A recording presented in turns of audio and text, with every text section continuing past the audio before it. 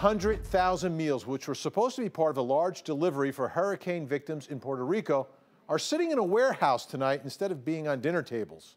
Why? Well, it all stems from an Atlanta woman and a botched FEMA contract worth $156 million of your tax dollars. Faith Abube's been on this story since the very beginning. Faith, you're back at this woman's place of business right now. What did you find out today?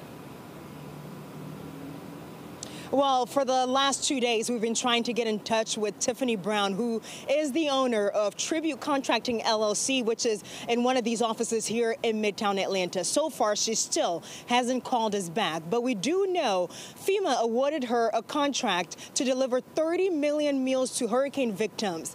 And she hired other subcontractors to fill some of those orders. One of them, Breedlove, tells us today that they have a warehouse full of food right now and no idea what to do with it. Stacked in these boxes are dehydrated food packets.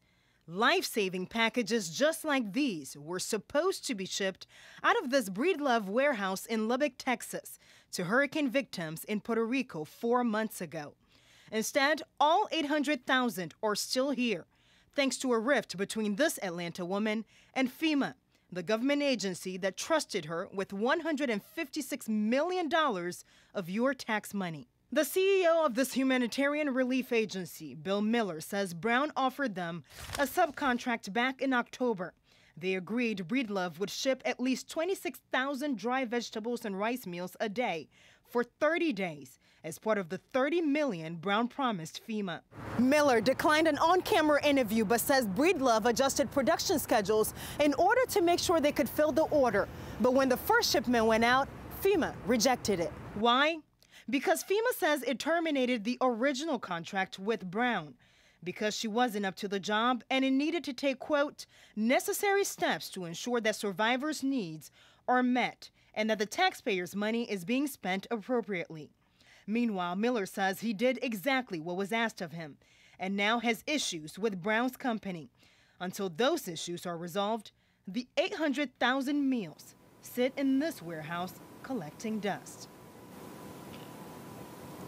And Miller tells me that he's going to do everything he can to make sure that food doesn't go to waste. But right now, this could become a legal matter, so he's not able to touch that food just yet. But FEMA did tell us that no one lost food or none of the distribution of food in Puerto Rico was interrupted because of this canceled contract, Vinny.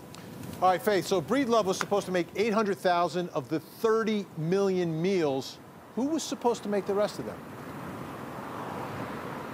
And you know, that's one of the questions that we've been trying to get Tiffany Brown to answer, which is why we've been trying to find her for the last 2 days. And still, she hasn't called us back. But we do know there was another subcontractor based out of here in Atlanta. We got in touch with her today. She says she's not ready to talk about this just yet. But just this evening, I was able to talk to Brown's publicist, and he tells me there are no two sides to the story. And he said, quote, the government simply effed up.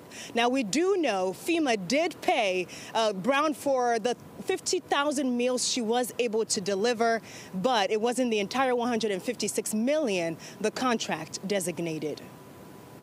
So how did Tiffany Brown get this huge contract to begin with? To find out, we brought in our 11 Alive investigator, Rebecca Lindstrom, who's been digging into this all day long. So there's the question. How did she get this huge contract? Tiffany Brown has a really interesting resume. She has dabbled in everything from mattresses to meat. And I really spent the day on usaspending.gov. It's a website that tracks government contracts. And I learned she was no stranger to FEMA. In 2013, she was actually pre-approved by the organization to provide cleaning supplies and toiletries to emergency shelters. The thing is, her services were never actually needed. They didn't use her. So, Rebecca, did she win any other contracts? She did. In 2013, she won contracts with the Federal Bureau of Prisons. But within just 2 years, the records show that 4 of those contracts were canceled because she failed to deliver the items. She also won contracts with the Government Publishing Office. But right now, she's actually barred from winning any additional contracts until 2019 because, according to an Inspector General's report, she routinely delivered late, she had major financial difficulties, and the GPO says she failed to follow directions. Then there's the Department of Defense. She seems to have a pretty good track record with this agency. They don't say why, though. In 2017, a contract with the Navy was terminated less than a month after it was awarded. So with all your research today, what was the largest contract that she actually delivered on, that she successfully completed, that you found?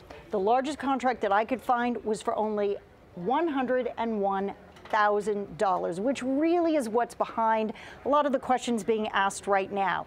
Yeah, she was vetted in 2013, but a lot can happen in 4 years. So what exactly did FEMA do to check out this company before they awarded her a contract worth $156 million? And that's, of course, the question we're going to have to stay on top of. All right, I know you will. Thanks so much, Rebecca. Appreciate it. And we hear your outrage, folks, and we're going to keep pushing on this story, bringing you updates on our investigation as we hold the powerful accountable over this FEMA contract fail.